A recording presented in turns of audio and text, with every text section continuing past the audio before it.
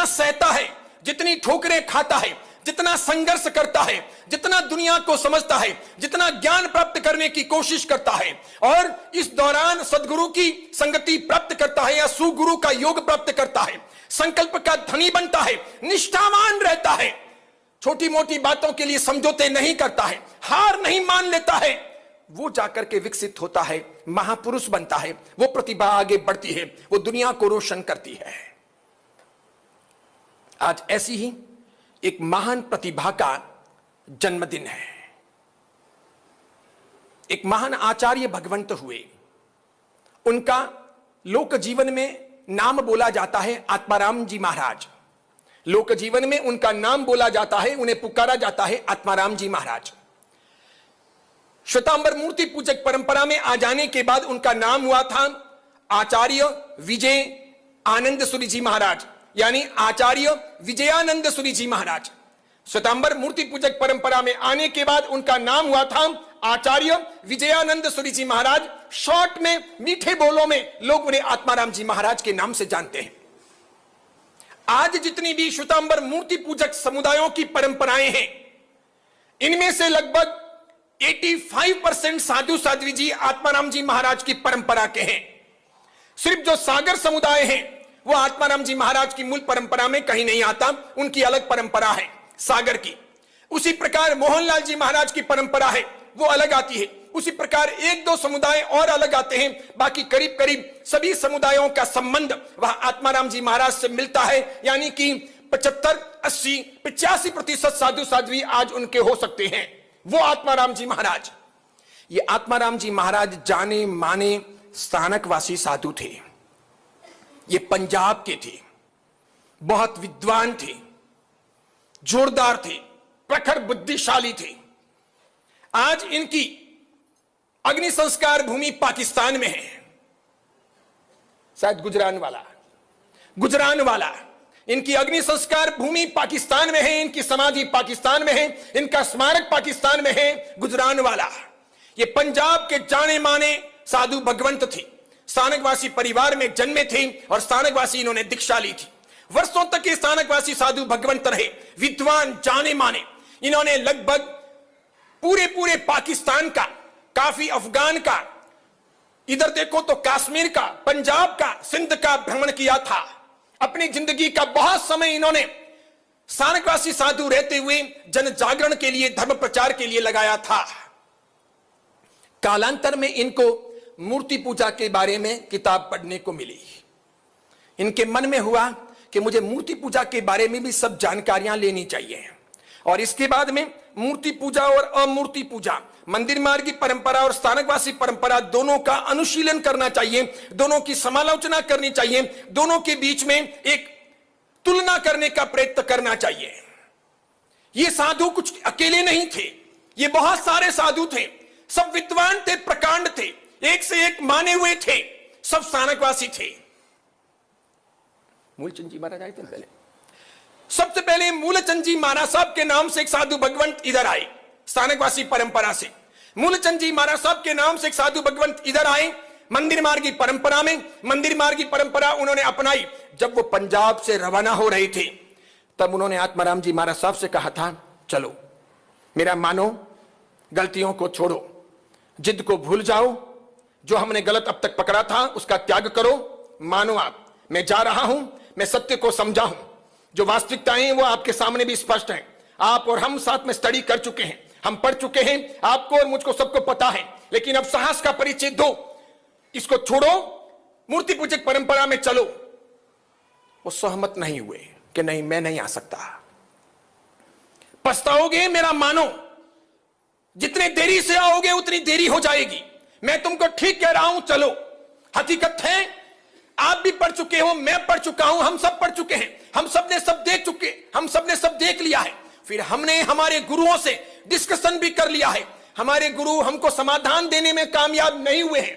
वे मान लिए हैं कि परंपरा तो ये सही है, लेकिन हमने ये अपनाया है, हम छोड़ेंगे नहीं, श्रावकों की बदौलत भी नहीं छोड़ेंगे, श्रावक भी हमको छोड़ने नहीं देंगे, इसलिए हम नहीं आना चाहते।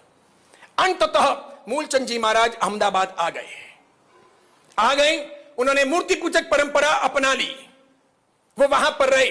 थोड़े समय के बाद, थोड़े वर्षों के बाद आत्माराम जी महाराज 17-18 साधुओं के साथ, विद्वान, प्रखर पंडित, जाने माने तत्ववेत्ता, समझदार, चारित्रवान, ऐसे 17-18 साधुओं के साथ स्थानकवासी परंपरा से मंदिर मार्गी परंपरा में कन्वर्ट हो गए। वे जैसे ही अहमदाबाद पहुंचे, सबसे पहले वे मूलचंद जी महाराज साहब के चरणों में झुके और रोने लग गए। मूलचंद जी महाराज साहब ने कहा, क्यों रो रहे हो? तो क्या आपने हमको ठीक कहा था कि चले आओ, मैं जा रहा हूं, चलो अपने साथ चलते हैं। आपको भी सब पता है, मुझे भी सब पता है, मैंने सब कहा था, लेकिन आप नहीं माने, आपने देरी की। देर सवेरी सही, सवेरे का भटका शाम को घर आया। कोई बात नहीं, आप आ गए हो, आपका हार्दिक स्वागत है। तो आत्माराम जी महाराज ने कहा, मैं आपका शिष्य बनना चाहता हूं। कहा नहीं, हम सब गुरु भाई रहेंगे, आप गुरुदेव के पास जाओ, उनसे मिलो और फिर समझो। वे आत्माराम जी महाराज क्रांतिकारी साधु, जोरदार, लाजवाब, विद्वान, प्रखर पंडित, असामान्य व्यक्तित्व, 6.5 फीट से अधिक उनकी हाइट, क्या उनकी बॉडी, एक बार आवाज करें तो छोटी मोटी सभा तो यूं हिल जाएं, माइक की जहां जरूरत ना पड़े, इतनी बुलंद उनकी आवाज, वो पंजाबी खून, वो तीखे तर्रार, बहुत बुद्धिशाली, जाने माने विद्वान, सब कुछ पढ़ा हुआ, 45 आगम घोल करके पी गई थी, इतने विद्वान। उनके सहवर्ती, साथ में रहने वाले सब साधु भी ऐसे। उन साधुओं ने बहुत क्रांति की। आज इस समय उन सभी साधु भगवंतों को भावभीनी वंदना। वो एक भी मेरे समुदाय के नहीं। मूलचंद जी महाराज, वृद्धिचंद जी महाराज, बुद्धि विजय जी महाराज, आत्माराम जी महाराज, ये सभी महापुरुष, ये सब वहां से इधर आए, सब कन्वर्ट हुए, सबने मंदिर मार्गी परंपरा अपनाई। इन सबको वंदना, क्योंकि ये जब आए तब मंदिर मार्गी परंपरा में साधुओं की संख्या अंगुली पर गिन सके इतनी ही बची थी। मंदिर मार्गी परंपरा बहुत क्रिटिकल पोजीशन से गुजर रही थी। मंदिर मार्गी परंपरा को बचाना बहुत मुश्किल हो गया था। छोटी उम्र में लोग दीक्षा लेते नहीं थे। माता पिता अपने बच्चे बच्चियों को दीक्षा के लिए भेजते नहीं थे। जो साधु बचे थे वे बूढ़े हो गए थे, वे दूर दराज के इलाकों तक विहार कर नहीं सकते थे। उनमें भी पढ़े लिखे साधुओं की संख्या कम थी और इस कदर इतनी बड़ी मूर्ति पूजा का वैभव, 40,000 से अधिक मंदिर, हजारों की संख्या में पुराने तीर्थ, इतना सारा हिंदुस्तान में, ठेठ कश्मीर से लगाकर पाकिस्तान, अफगानिस्तान, नेपाल, तिब्बत, भूटान, मेघालय, मध्य एशिया, चीन और इधर ठेठ शिलोन, कहां कहां तक फैला हुआ जिन शासन, और इन सबको बचाना बड़ा मुश्किल हो गया था। ऐसा लगने लग गया था कि जैन परंपरा में मंदिर मार्गी परंपरा सबसे पहले समाप्त हो जाएगी। वो नौबत आ गई थी।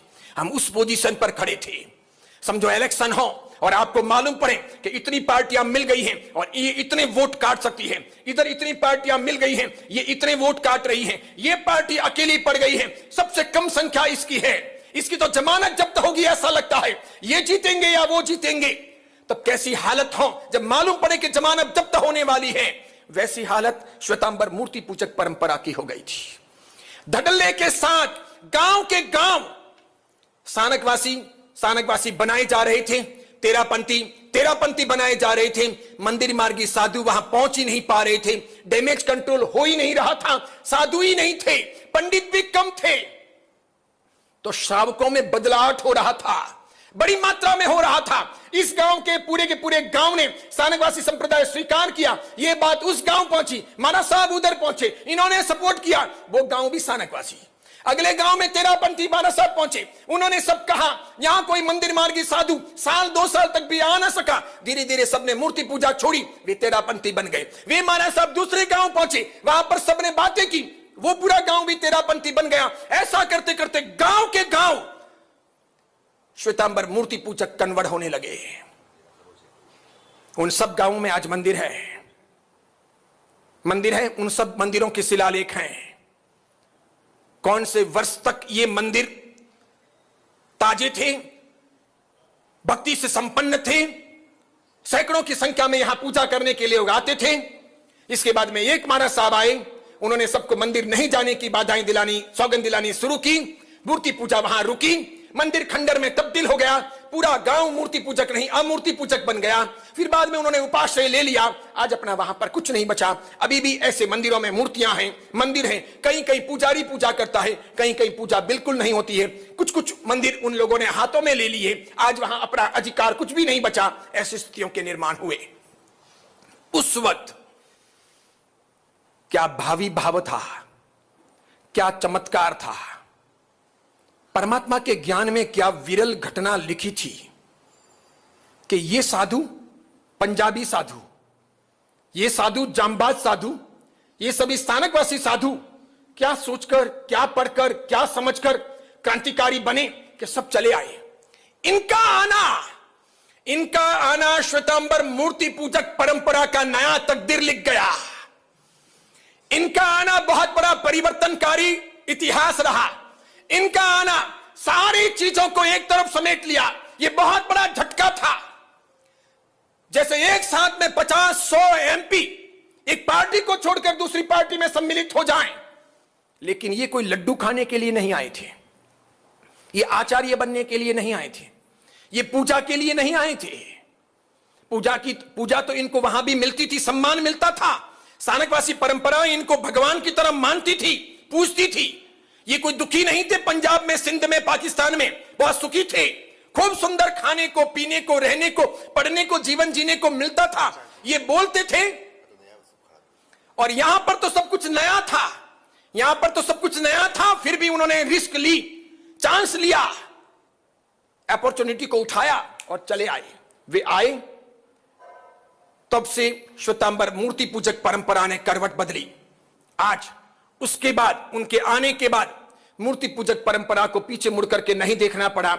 मानो वे आए, साधुओं की खदान लेकर आए, वे आए, उर्वर भूमि लेकर के आए, वे आए। उसके बाद में वे जहां घूमे, उन्होंने हॉलसेल के अंदर दीक्षार्थियों को उठाया। तूफान की तरह वे छा गए। पूरे गुजरात में, महाराष्ट्र में, राजस्थान में, पंजाब में छा गए, मध्य प्रदेश तक वे पहुंचे। और इस प्रकार श्वेतांबर मूर्ति पूजक परंपरा में हजारों की संख्या में दीक्षाएं हुई। वो प्रवाह आज भी जारी है। वो आत्माराम जी महाराज, कभी उनका इतिहास पढ़ना। वल्लभ सूरी जी महाराज के वे गुरु, रामचंद्र सुरीश्वर जी महाराज साहब की भी परंपरा के वे गुरु, भुवन भानु सुरीश्वर जी महाराज साहब की भी परंपरा के वे गुरु, नेमी सुरीश्वर जी महाराज साहब की परंपरा के भी वे गुरु, अन्य भी कई सारे समुदायों की परंपरा के भी वे गुरु। आगे देखो तो सब पीढ़ियां वहीं जाके मिलती है। बस उन्हीं के शिष्य प्रशिष्यों में ये सब समुदाय आए। सिर्फ सागर समुदाय छोड़कर, हमारा और सागरानंद सूरी जी महाराज का समुदाय और मोहनलाल जी महाराज का समुदाय, ऐसे कुछ समुदाय छोड़कर बाकी सब उनकी परंपरा के आए। यानी वे आए, दिवाली आई, वे आए, रौनक आई, वे आए, बाहर आई। ऐसा हो गया। वे आचार्य भगवंत बने। वे यहां आकर आचार्य भगवंत बने। विजयानंद सुरीश्वर जी महाराज साहब कहलाए। 125 साल के बाद श्वेतांबर मूर्ति पूजक परंपरा में 125 साल के बाद वो पहली आचार्य पदवी थी। 125 साल तक श्वेतांबर मूर्ति पूजक परंपरा में एक भी साधु की आचार्य पदवी नहीं हो सकी थी। साधु साध्वियों की संख्या कम हो गई थी। तब पूरा श्वेतांबर मूर्ति पूजक संघ वहां इकट्ठा हुआ। जितने साधु साध्वी जी थे सब पालिताना इकट्ठे हुए। श्वेतांबर मूर्ति पूजक जितने साधु साध्वी थे दूर दराज के इलाकों तक आए। पंजाब से, राजस्थान से, गुजरात से, महाराष्ट्र से, सब 125 साल के बाद में आचार्य पदवी हो रही थी। तो इस महोत्सव को गजब बजाना था। लाख से अधिक संख्या में श्रावक श्राविका वहां पहुंचे। लाजवाब तरीके से आत्माराम जी महाराज की पदवी संपन्न हुई। उस आत्माराम जी महाराज ने गुजरात के महुआ से एक श्रावक की खोज की। उस आत्माराम जी महाराज ने गुजरात के महुआ से एक श्रावक की खोज की। महुआ एक पावन भूमि, ऐतिहासिक नगरी। महुआ वो जहां से भावड़सा के बेटे जावड़सा ने, महुआ वो जहां भावड़सा के बेटे जावड़सा ने शत्रुंजय गिरिराज का 13वां जीर्णोद्धार कराया था। वो महुआ 13वां जीर्णोद्धार इस काल का उन्होंने करवाया था। विक्रम संवत 108 में करवाया था। वज्र स्वामी जी भगवंत के कर कमलों से उसकी प्रतिष्ठा हुई थी। वो महुआ। नेमी सुरीश्वर जी महाराज साहब की भी पुण्य भूमि महुआ। महान महान साधु साध्वियों के विचरण की भूमि महुआ। कई महान शिष्यों की भूमि महुआ। उस महुआ से एक श्रावक को उन्होंने सेलेक्ट किया। उनकी नजरों में वो श्रावक आया, उन्हें ये योग्य पात्र लगा, सत्वशाली, समझदार, मजबूत, जिन शासन का सुयोग्य श्रावक लगा। उस व्यक्ति को जो बैरिस्टर बन चुके थे, छोटी उम्र में बैरिस्टर बन चुके थे, वकालत करते थे, उन्हें बुलाया, उन्हें समझाया, उन्हें प्रेरित किया। उनके भीतर जिन शासन की भक्ति के, श्रद्धा के, निष्ठा के कुछ कर गुजरने के लिए बीज बोए, वे बीज अंकुरित हुए। महाराज साहब ने उस श्रावक को, उस गृहस्थ श्रावक को बैरिस्टर होते हुए 6 महीने अपने साथ विहार में रखा। उस श्रावक को महाराज साहब ने सब प्रकार की ट्रेनिंग दी। महाराज साहब ने कहा, सुनो, तुम पर एक बहुत बड़ी जवाबदारी सौंपता हूं। कहा, कहिए भगवान। तुम्हें पहले विश्व धर्म सम्मेलन में भाग लेने के लिए शिकागो जाना है। अमेरिका की धरती पर पूरे विश्व के सभी धर्मों, पंथों, संप्रदायों का पहला ऐतिहासिक विश्व धर्म सम्मेलन होने जा रहा है। वैदिक हिंदू परंपरा की तरफ से स्वामी विवेकानंद जा रहे हैं इस विश्व धर्म सम्मेलन में। जैन धर्म के प्रतिनिधि के तौर पर, रिप्रेजेंटेटिव के तौर पर तुम्हें जाना है। मैं तुम्हें तैयार करता हूं। तुम्हें वक्ता बनना है, तुम्हें हमारे तत्व ज्ञान को जानना है, तुम्हें निष्ठावान रहना है, तुम्हें नहीं घबराना है, तुम्हें अच्छी सारी चीजें पढ़नी है, तुम्हें स्कॉलर बनना है। इसके लिए तुम्हें 6 महीने रहना है। बैरिस्टर तो थे, पढ़े लिखे थे, अंग्रेजी आती थी, गुजराती आती थी, हिंदी आती थी, लेकिन बाकी की भाषाएं, बाकी की भाषाएं महाराज साहब ने सिखाई। तत्वज्ञान सिखाया, जैनिज्म सिखाया, कार्मिक फिलोसॉफी सिखाई। साधु के कितने व्रत होते हैं, नवतत्व क्या होते हैं, श्रावक के कितने व्रत होते हैं, अनेकांतवाद क्या होता है, इसके सिवाय शाकाहार क्या है, दुनिया में शांति किस प्रकार व्याप्त बन सकती है, कार्मिक फिलोसॉफी यानी कर्मवाद क्या है, सारी बातें समझाई, उनके तर्क समझाए, उनके लॉजिक सब समझाए। 6 महीने रात दिन उस महाराज साहब ने एक कर लिए। याद करो दीवानों, कैसी रही होगी वो बलिहारियां, कैसी रही होगी वो शक्तियां, कैसे रहे होंगे वो दीवाने लोग। क्या उन लोगों ने समर्पण किया होगा, क्या उनके दिमाग में जिन शासन के लिए भगवान महावीर के लिए पला होगा। एक वो आत्माराम जी महाराज जो स्थानकवासी परंपरा को छोड़कर रिस्क लेकर इतने साधुओं को लेकर इधर आ गए। आने के बाद में आचार्य बने, चुप नहीं बैठे।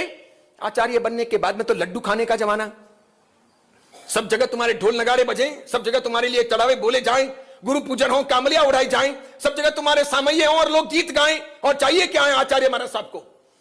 आचार्य बन जाने के बाद उस महाराज साहब ने क्या बलिदान दिया और सामने श्रावक को तैयार किया। श्रावक भी क्या गजब का निकला। श्रावक का नाम था वीरचंद राघव जी गांधी।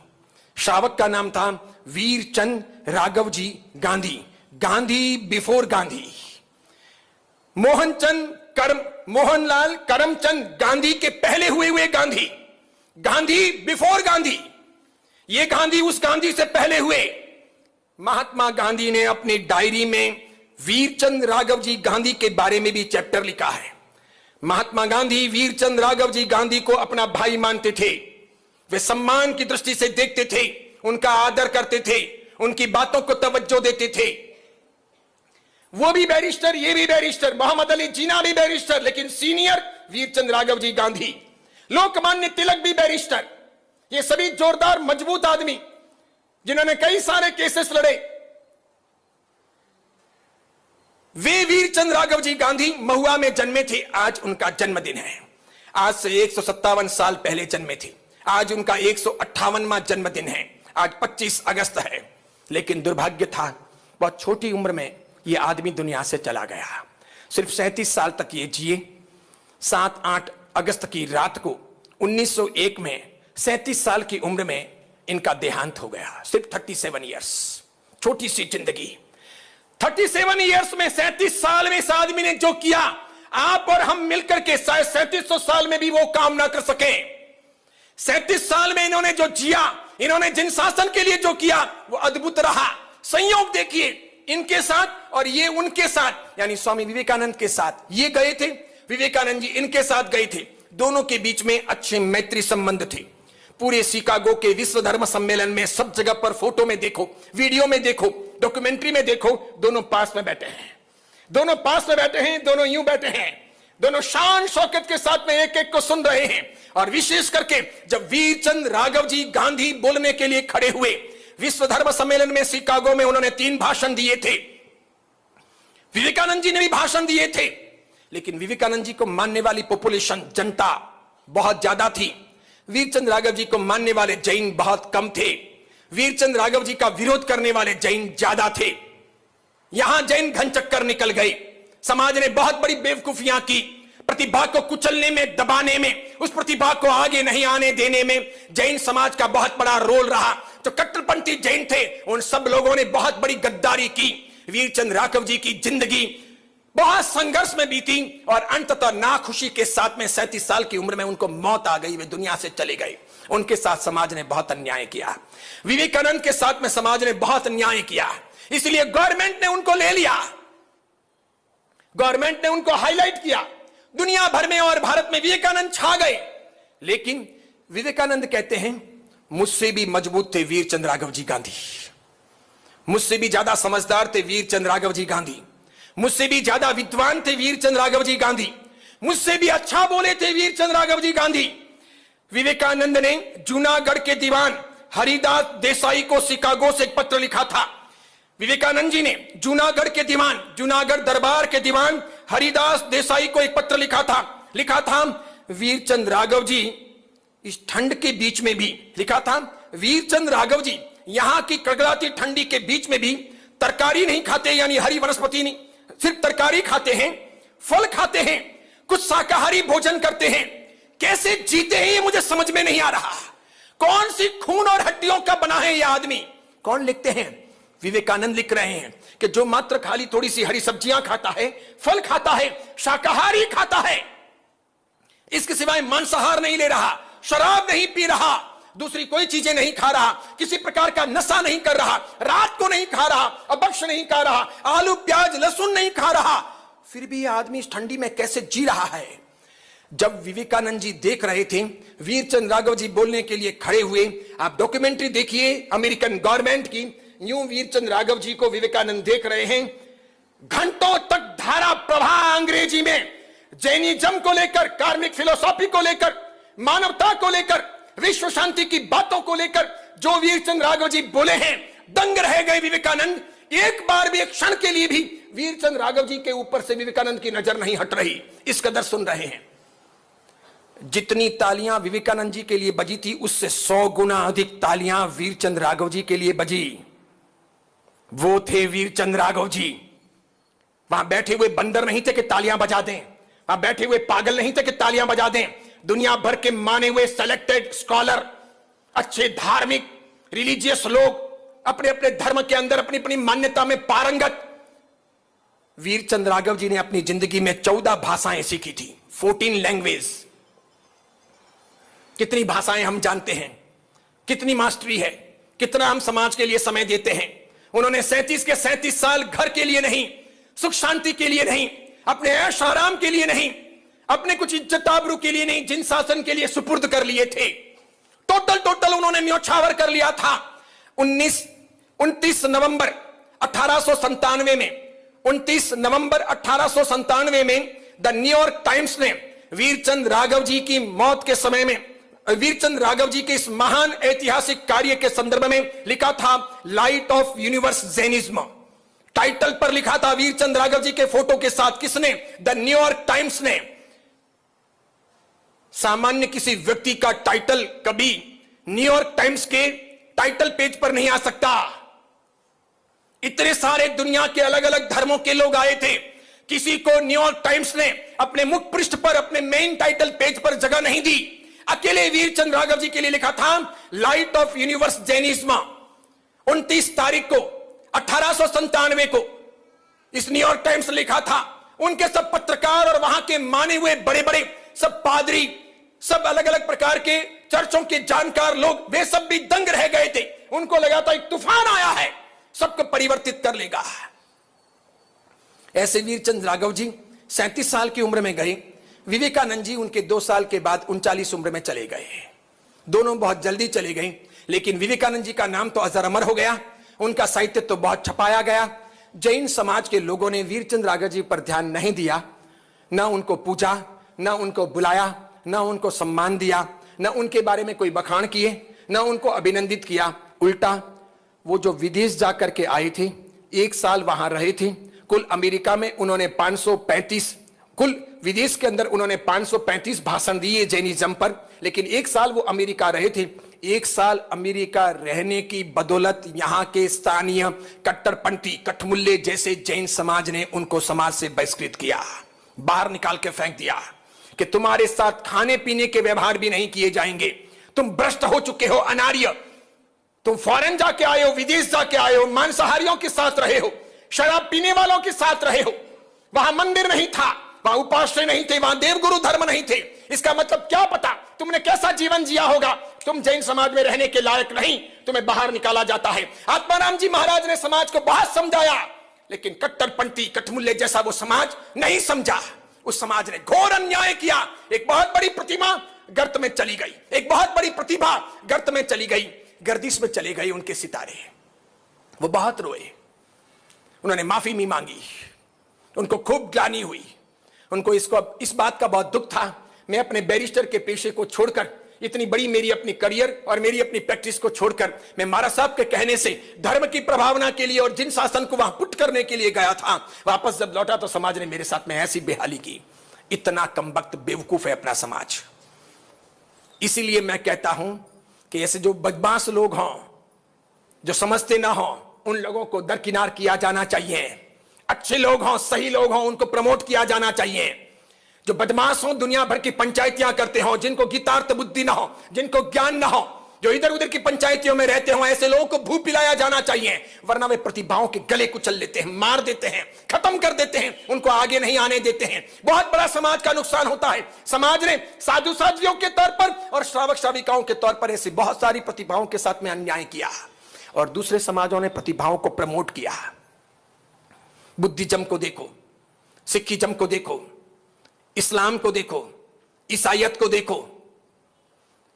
जब फादर जेवियर ने 7 दिन के अंदर 22,000 जैन युवकों को गोवा के अलग अलग बंदरगाहों पर तोप के मुंह पर बांधकर जिंदा उड़ाया था, फादर जेवियर ने 7 दिन के अंदर 22,000 जैन युवकों को उठाकर उनके घरों से पुर्तगाली पोर्टुगीज गवर्नमेंट के यानी सेना के आधार पर अलग अलग बीच पर ले जाकर तोप के मुंह पर उनको जिंदा बांधकर गोले बारूद से उड़ा दिया था। और इस प्रकार उन्होंने गोवा का साम्राज्य छीना था। उसकी एवज में उस फादर जेवियर को सेंट जेवियर की उपाधि मिली। मदर टेरेसा को मरणोपरांत सेंट मदर टेरेसा बना दिया गया। कितना वे लोग प्रमोट करते हैं, कितना सम्मान देते हैं पाप करने वालों को, मारने वालों को, मर्डर करने और करवाने वालों को, और अपने यहां पर अच्छे काम करने वालों को भी हम प्रमोट नहीं करते, सपोर्ट नहीं करते, ईर्ष्या से भरे रहते हैं। बहुत तकलीफें हैं। आपको पता है कितने सारे आज भारत के अंदर आईएएस जैन हैं, आप नहीं पहचानते, ना उनको सम्मानित करते हैं, ना उनको बुलाते हैं, ना उनके संपर्क में रहते हैं। गरज होती है तब चले जाते हैं। कितने आईपीएस हैं, ये आईएएस आईपीएस बनने के लिए उनके बाप दादों के कितने पैसे लगे हैं, इनमें से समाज ने कितना दिया है। गरज होती है तब हम जाते हैं। इसके सिवाय हम सोचते नहीं हैं कि समाज को, धर्म को जिंदा रखने के लिए हमको कितने बलिदान देने चाहिए, हम नहीं सोचते।